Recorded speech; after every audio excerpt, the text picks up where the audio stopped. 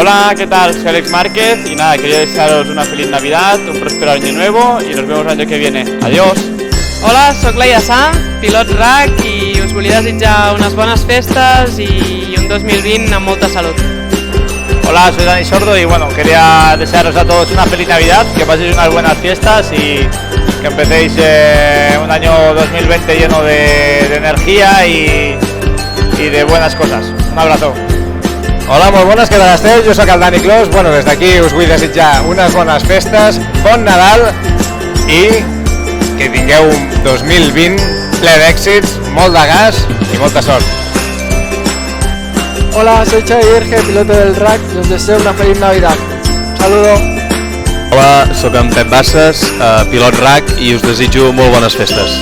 Hola a todos, soy Cohete Suárez, piloto RAC y espero que paséis unas felices fiestas. Hola, soc Sergi Francolí, pilot del RAC i subcampió de la beca R2. Us desitgem molt bon any i feliç any nou. ¡Feliz año!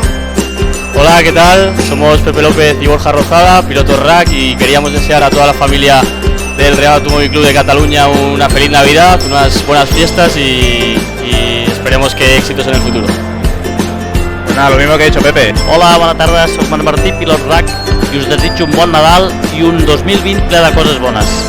Hola, soy Xavi Pinchac, piloto de motociclismo, también piloto RAC, y nada, quería aprovechar para desearos unas felices Navidades. Muchas gracias.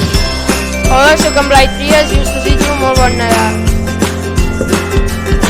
Hola, soc en Max Sánchez i us desitjo un molt bon Nadal. Hola, soc el Pau Alsina i us desitjo un molt bon Nadal.